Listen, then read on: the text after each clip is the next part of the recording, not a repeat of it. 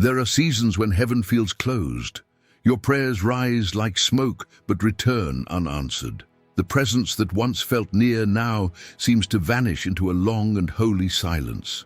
And in that stillness, you begin to wonder, did God forget me? But what if the silence isn't rejection? What if it's protection? What if God is not absent, but hiding you? Isaiah chapter 45 verse 15 says, "Truly, you are a God who hides himself, O God of Israel, the Savior."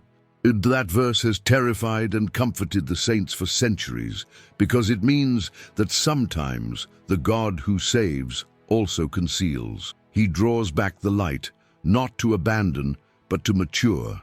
He hides you not to punish, but to preserve. Jonathan Edwards once wrote, "God sometimes withdraws the sweetness of his presence, that the soul may learn to love him for his holiness, not his comforts." The modern heart resists this truth. We crave visibility, affirmation, recognition, both from men and from heaven. We measure divine favor by how felt his presence is. But God's love is wiser than our emotions. He knows that exposure too early can destroy what he intends to display later. So he hides you, he cloaks you in silence, he lets opportunities pass, doors close, friends misunderstand, because he is forming something sacred in secret, something that cannot survive applause. Think of Moses. Before he spoke before Pharaoh, he spent 40 years unseen in a desert. Think of David. Before the crown came the cave. Before the Psalms that healed nations came years of hiding from Saul's spears. In every generation, God has hidden his greatest instruments until they could bear the weight of being seen. When heaven grows quiet, it's not because you've been forgotten, it's because you've been chosen for refinement. The silence is not the sound of abandonment, it's the sound of construction. God is building you where no one is watching. He is teaching you to pray when no one claps. He is teaching you to love him without reward, to serve him without spotlight, to worship him without proof. Because the faith that survives hiding will rule in the open. The heart that loves him in silence will not sell him in the noise.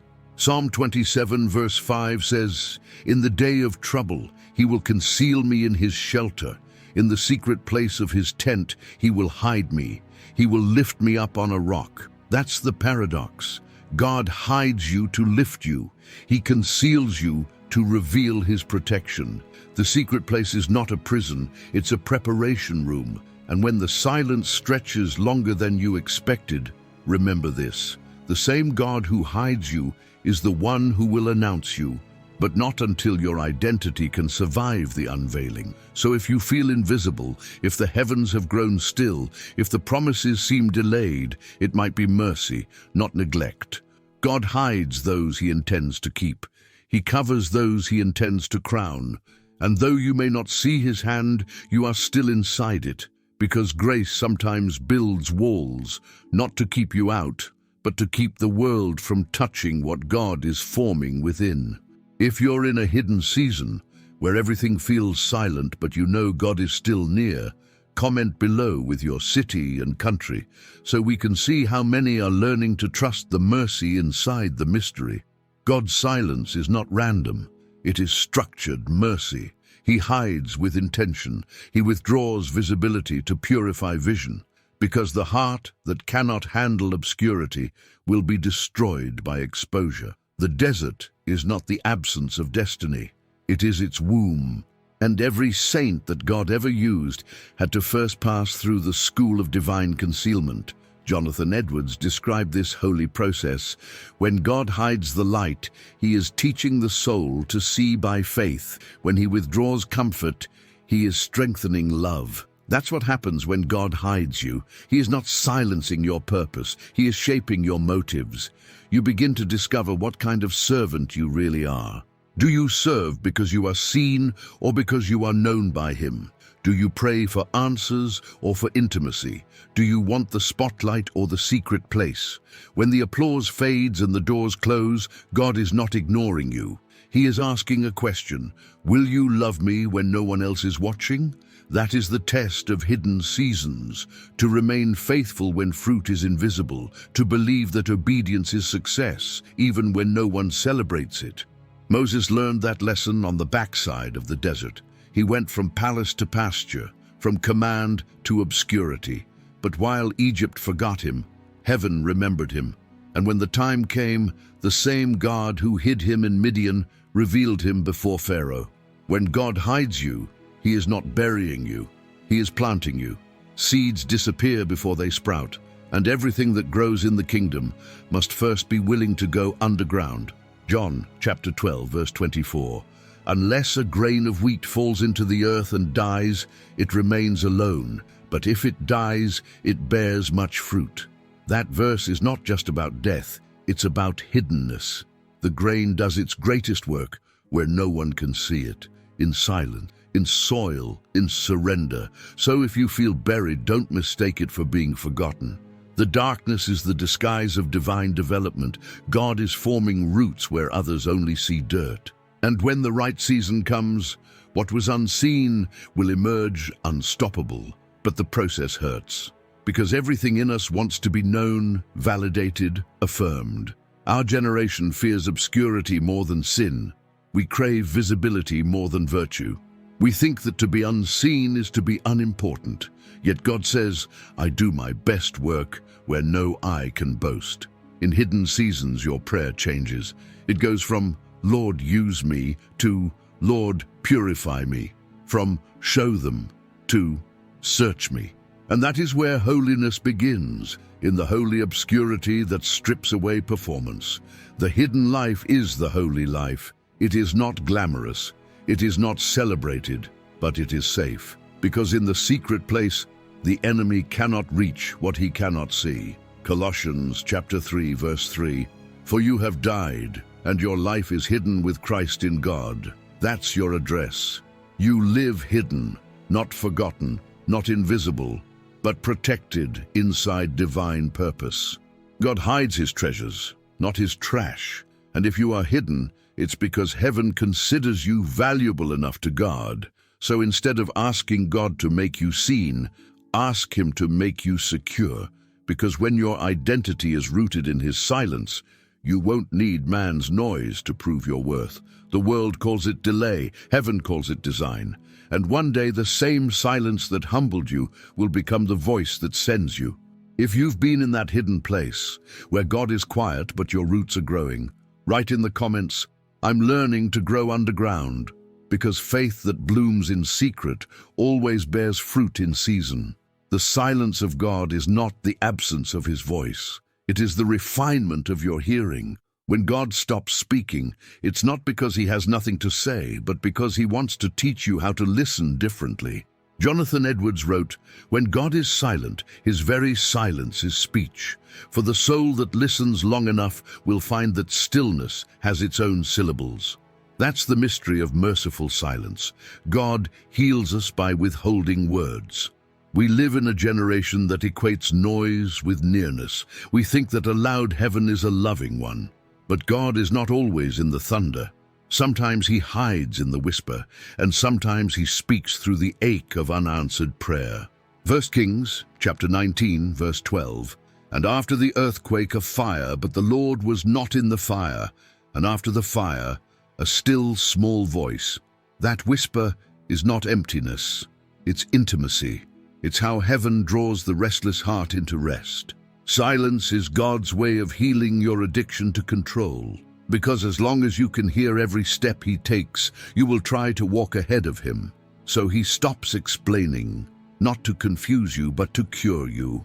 Every saint learns this eventually. There are things you can only learn about God when he's quiet. It's in the silence that your motives are exposed, your fears are named, and your worship becomes real. When God stops speaking, your memory must start believing. You must live on what he already said, not on what you wish he would say next. That's why the silence is sacred. It forces your faith to graduate from information to intimacy, from hearing about God to trusting in him. Think of Job. He begged for an answer, but God gave him a revelation instead. Job didn't get explanations. He got encounter. And by the time God spoke again, Job no longer demanded reasons. He said, "Now my eyes have seen you." Job chapter 42, verse 5. That's what silence does. It shifts your posture from interrogation to adoration. You stop asking why and start saying, "Who but you, Lord?" Sometimes the greatest healing God can give you is not clarity, but confidence. Confidence that even when you hear nothing, He's still working. Confidence that love does not always sound like comfort. Confidence that mercy sometimes wears a mask called mystery. Silence detoxes the soul. It purges the need for constant confirmation. It cleanses the noise that drowns the whisper. And when the noise of the world fades, you begin to hear the rhythm of His presence again, steady, patient, and pure. The mercy of God's silence is that it humbles you without humiliating you. It breaks your pride without breaking your bones. It dismantles your self-reliance so gently that you don't even realize you're being rebuilt. And when He finally speaks again, not through visions but through peace, you realize He was never far. He was speaking in the waiting. He was healing you through the hush. The silence is not punishment, it's surgery. It is how God extracts the poison of impatience and implants the peace of trust. And though it feels like loss, it is actually love. Because a father who never falls silent raises children who never grow strong. But a father who knows when to be quiet teaches his children to listen to his heartbeat instead of his voice. So the next time heaven feels still, don't rush to break the silence. Rest in it. You might be standing in the middle of your healing. If you've been in that quiet place where God's silence feels like surgery, write in the comments, "He's healing me through the silence." Because sometimes what feels like distance is the sound of mercy doing its deepest work. Every silence has a purpose. It doesn't just quiet the noise around you, it unmasks the idols within you. When God stops answering, everything you truly trust starts speaking. Jonathan Edwards wrote, "When the voice of the Lord grows still, the false gods of the heart begin to shout." That's why divine silence is dangerous, not because God is gone, but because in His quiet you discover what else has your attention. When heaven pauses, the heart panics, and in that panic, idols rise. The idol of control whispers, "Fix it yourself." The idol of affirmation cries, "Find someone who sees you." The idol of comfort murmurs, "Run to distraction, anything but waiting." Silence reveals what sermons cannot. It exposes not what you say you believe, but what you reach for when God seems unavailable. That's why the wilderness feels cruel, because it strips away every counterfeit savior. It forces you to see who sits on the throne of your trust.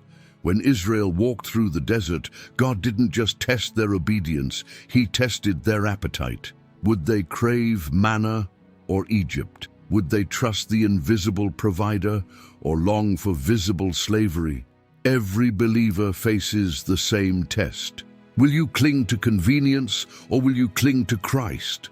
Because when the blessings are silent, the blesser must become enough. The silence of God is a spiritual mirror.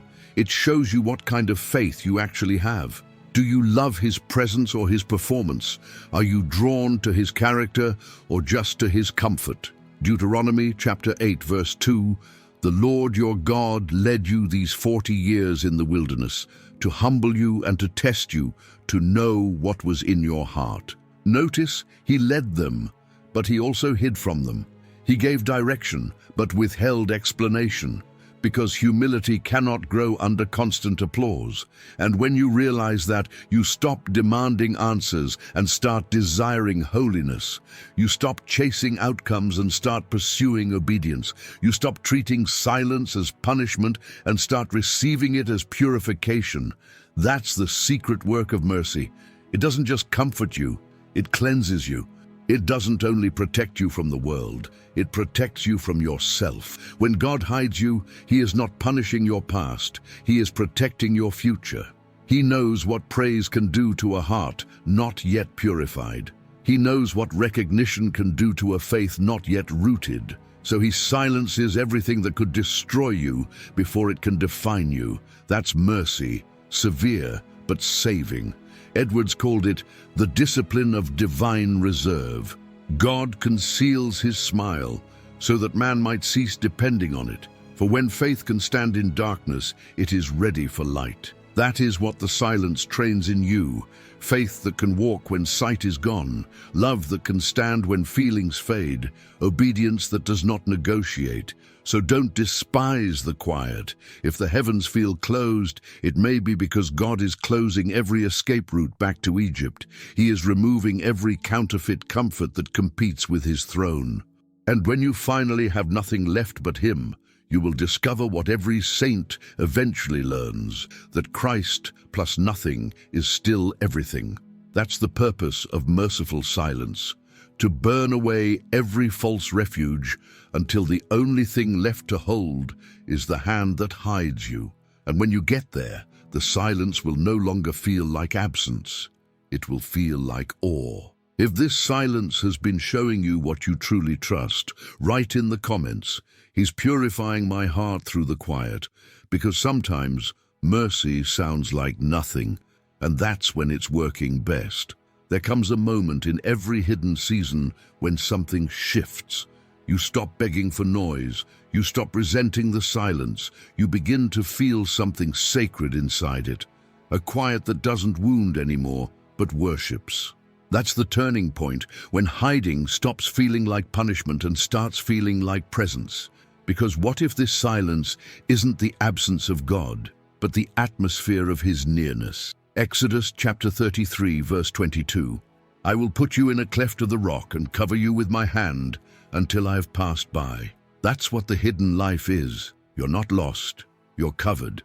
You're not unseen. You're sheltered in the palm of his protection. He covers you not to erase you, but to escort you through his glory safely. We often think that being hidden means being forgotten, but in Scripture, hiddenness always precedes revelation. Moses was hidden in a basket before he carried a nation. Joseph was hidden in a prison before he ruled a kingdom. Jesus was hidden in Nazareth before he carried the cross. Everything eternal grows in secret. And when you finally stop fighting the hiding, you begin to hear the whisper inside the quiet, the voice that says, "You're safe here." The same hand that hid Moses from destruction is the hand that hides you from premature exposure. You are being kept from stages you're not ready for, freed from spotlights that would have blinded you. You are not being punished, you are being prepared. That's what makes this silence holy.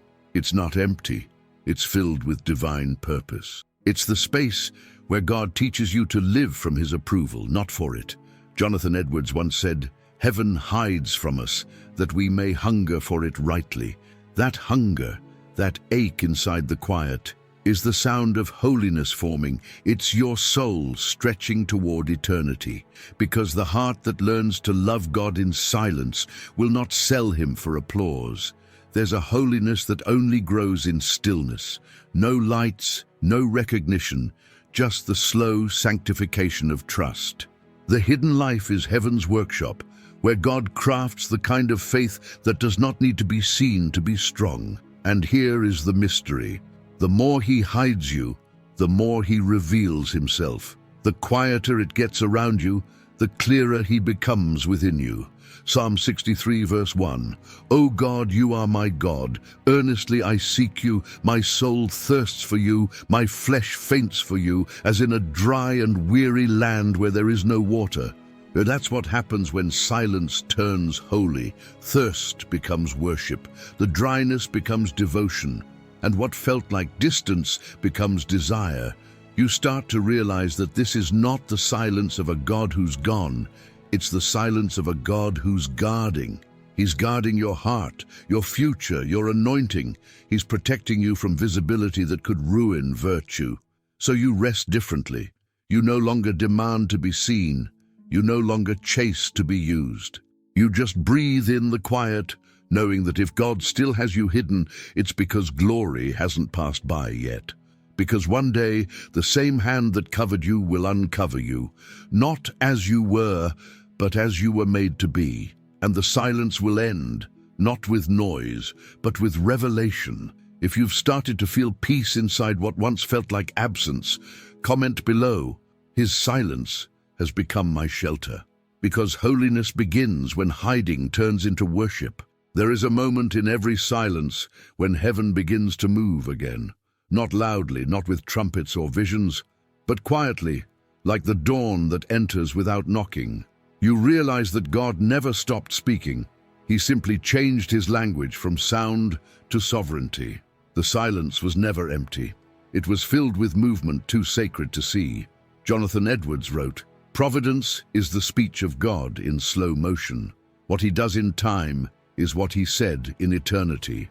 That's how God breaks the silence, not always with a voice, but with a sequence. Doors begin to open without your effort. Paths align that you never planned. The hand that once covered you begins to guide you gently, invisibly, faithfully. You look back and realize that every delay was direction. Every unanswered prayer was rerouted mercy. Every closed door was the architecture of protection. God has been answering you all along, just not in the dialect of your impatience. Romans chapter 8, verse 28. And we know that for those who love God, all things work together for good, for those who are called according to his purpose. That verse doesn't say all things feel good. It says they work for good.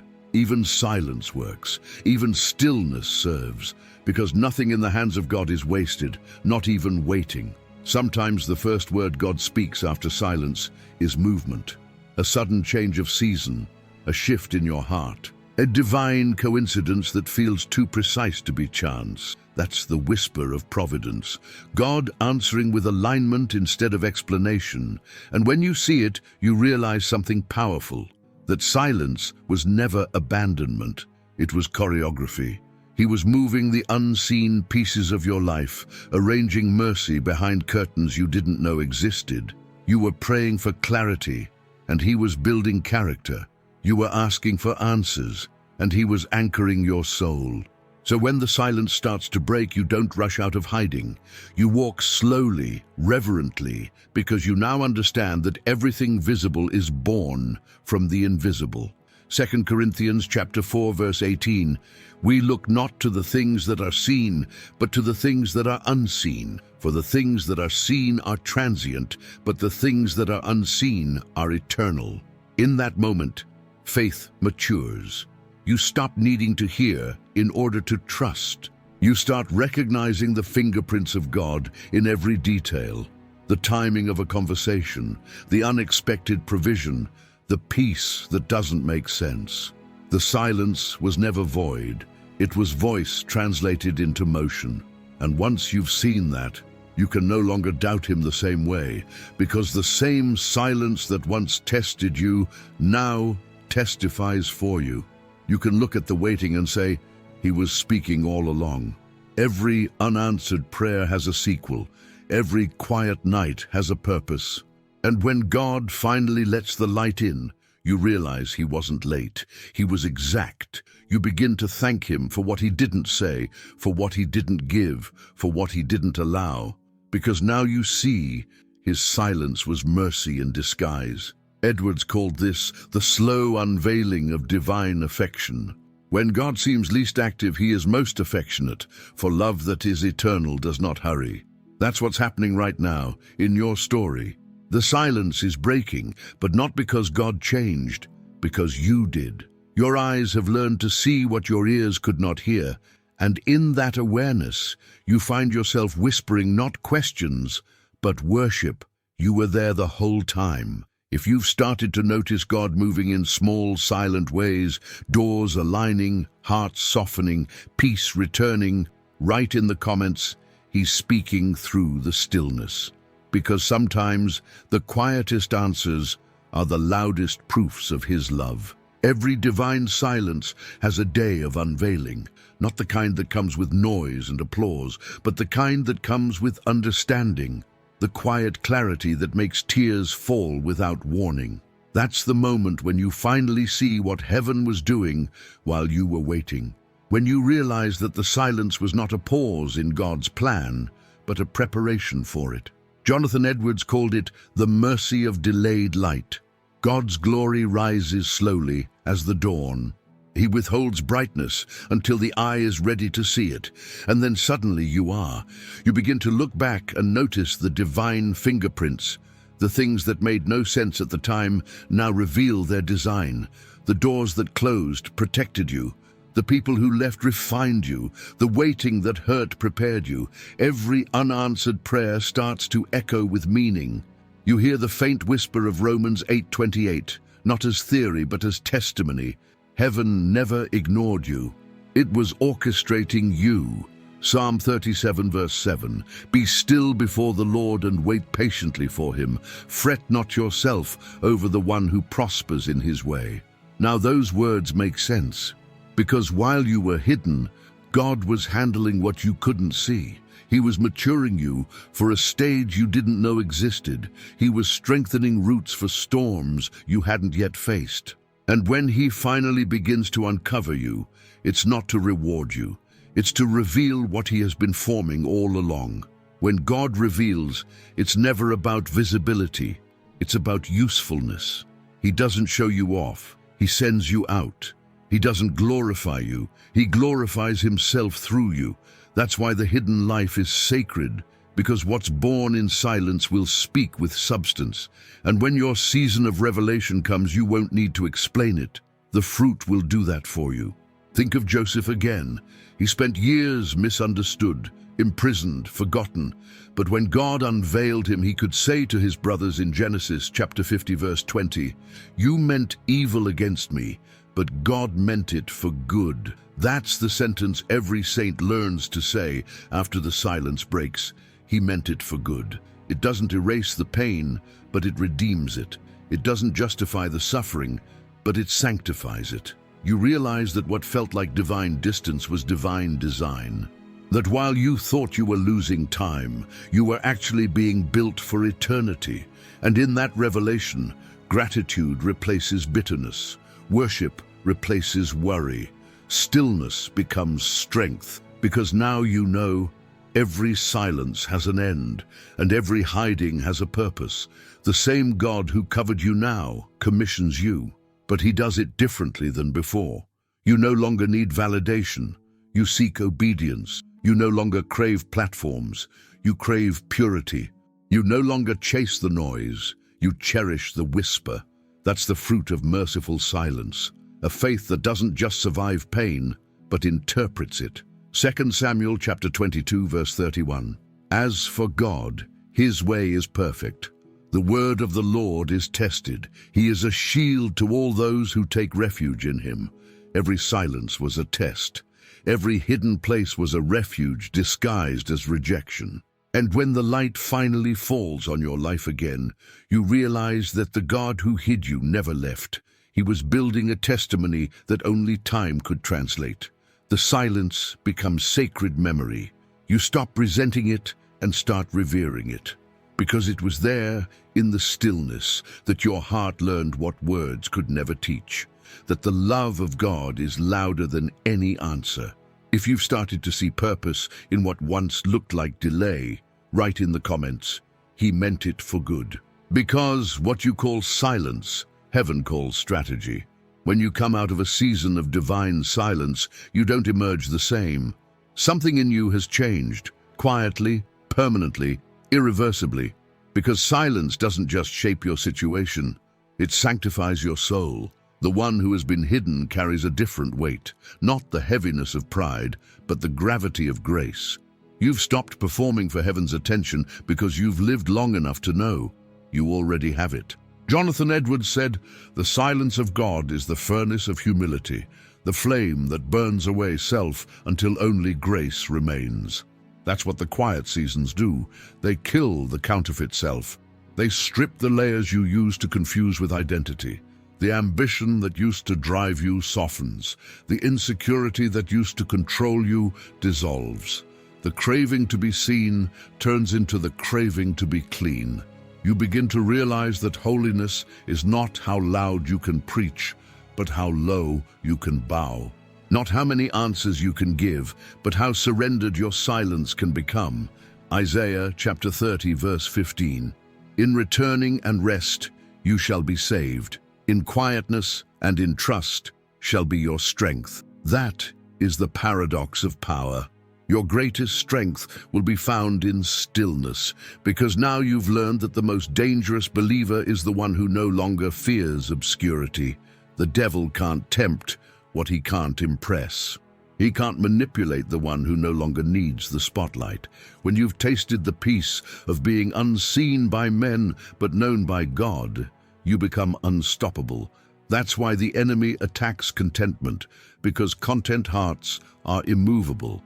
They don't chase platforms, they carry presence. They don't need to prove themselves, they exist to reveal someone greater. The silence trained you for this. It taught you to live from approval, not for it. To move from identity, not toward it. To act from intimacy, not insecurity. When you've walked through divine hiding, you no longer see ministry as performance, it's stewardship. You don't speak to impress, you speak because you've heard. You don't pray to be answered, you pray to be aligned. You don't worship to be lifted, you worship to stay low. Because the quieter God made you, the clearer He became in you. The silence carved space for His voice. The absence trained you to discern presence. The stillness strengthened your obedience. Philippians chapter 4, verse 11, I have learned in whatever situation I am to be content. That's the graduate of silence. Contentment, not apathy, not laziness, but deep rest. A peace that doesn't depend on proof, a joy that doesn't depend on noise. And when God finally calls such a soul back into visibility, it's no longer dangerous. Because the hidden years have built walls, humility will not let fame climb over. This is why God trusts some people with great influence, because they no longer care for it. They've been emptied enough to carry weight without breaking. They've been silenced enough to speak without ego. They've been forgotten enough to forgive without keeping score. That is what the hidden life produces. Power without pride, purity without platform, fire without frenzy.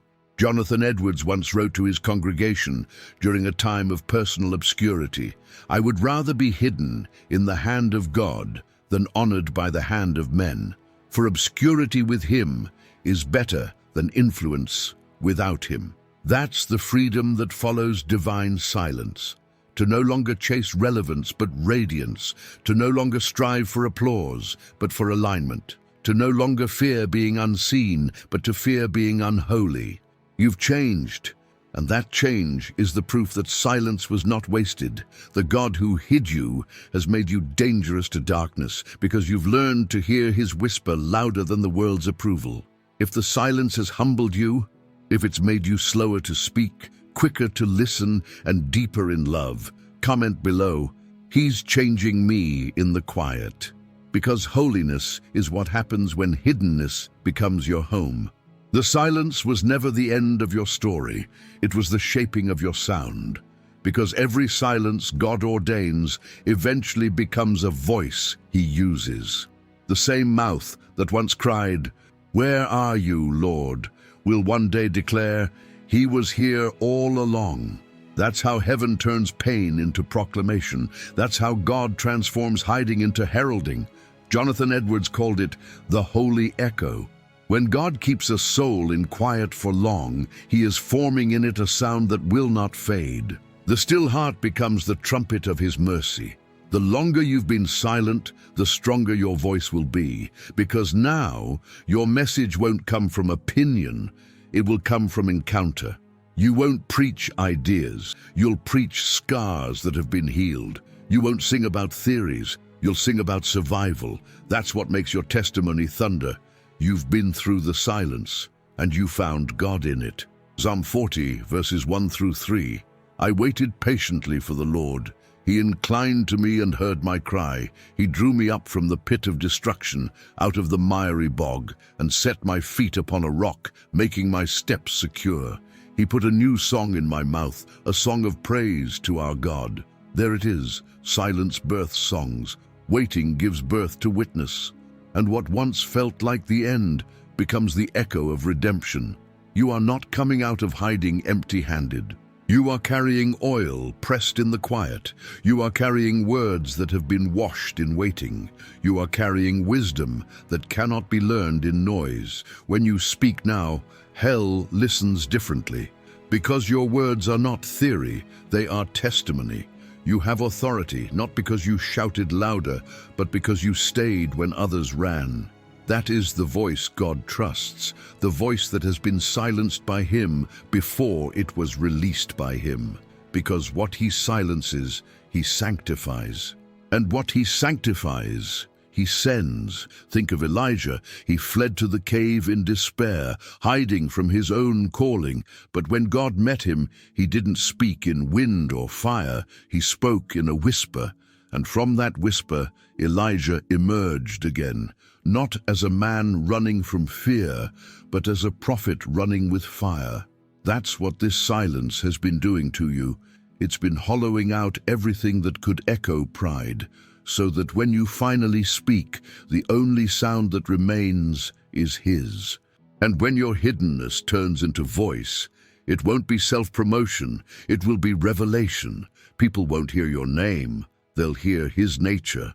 They won't see your scars, they'll see His mercy stitched through them. That's the legacy of those who have been hidden.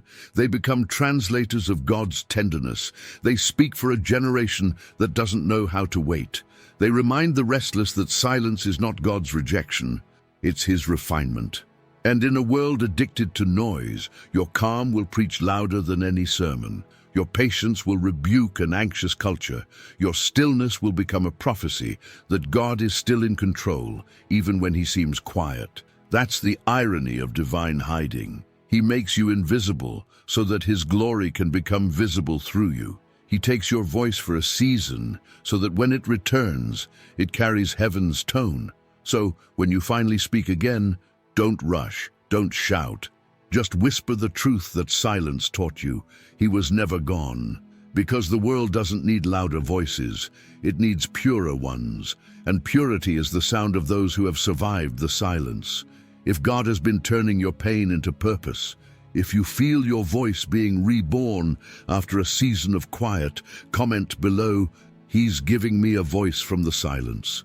Because the quiet ones heaven trains will soon thunder with grace. There is a holiness that follows those who have walked through divine silence. It's not loud, it's not showy, it's weighty. It's the quiet strength of someone who has touched eternity and survived the weight. You can see it in their eyes. They don't panic anymore. They don't rush to speak when God is still writing. They've learned the rhythm of heaven, that the God who hides is the same God who heals, and the one who falls silent is the same one who sustains. Jonathan Edwards wrote near the end of his life, "The silence of God is not His absence, but the slow unfolding of His affection. Those who have heard nothing from Him for a season will one day realize they were being held the whole time." That's the legacy of every soul hidden by God. You begin to walk with a gentleness that only silence can teach. You stop striving to be seen because you've been seen by the only eyes that matter. You stop fearing obscurity because you've met the God who lives there. And now, when you open your mouth, grace sounds different. It doesn't beg, it blesses. It doesn't argue, it anchors. It doesn't perform, it points. The silence has become part of your worship. It's the pause between verses, the sacred breath before you speak His name. It's the echo of every moment you waited, doubted, wept, and still said, "I trust you." That's worship, not just songs, but surrender. Not just praise in noise, but faith in quiet. Habakkuk chapter 2 verse 20, "The Lord is in His holy temple. Let all the earth keep silence before Him." That's not just a verse, it's an invitation to come into the holy hush where striving ceases and knowing begins, where faith no longer demands explanations because it has found peace in the presence of the inexplicable. So if God hides you again, and He will, because mercy is cyclical, don't fear it. Don't rush to fill the quiet. Breathe it in, because hiddenness is not exile, it's intimacy. It's the place where your heart beats in rhythm with His and where your life becomes the sermon. The world may never understand it. They'll call it stillness, but you'll know its strength. They'll call it loss, but you'll know it's love. They'll call it delay, but you'll know it's design. Every silence becomes sacred once you see the Savior in it. So, when you can't trace his hand, trust his heart. When you can't hear his voice, rest in his character. When he hides you again, thank him, because he only hides what he intends to reveal in glory. That's the paradox of the gospel itself. Even Jesus was hidden. Hidden in a womb no one noticed. Hidden in a carpenter's house for 30 years. Hidden behind the shame of a cross. But on the third day, the silence broke, and heaven said once and for all, the hidden was holy, and so it will be with you. One day, your silence will make sense. One day, the pain will tell its story. One day, what was hidden will shine, not for your fame, but for his. Until then, stay low, stay faithful, stay hidden, because mercy lives there. If this message spoke to you, if you've walked through the quiet and found God waiting there, leave a comment below with, "I'm resting in his silence." Let's fill the comments with a chorus of those who have been hidden but are still held. Subscribe to the channel for more sermons that recover the weight of holiness and awaken hearts to a real, eternal gospel. Share this message with someone who's waiting for an answer, because sometimes the answer is already here, just hidden in the silence. And remember that the God who hides you is the God who holds you, and the silence that breaks you is the silence that saves you.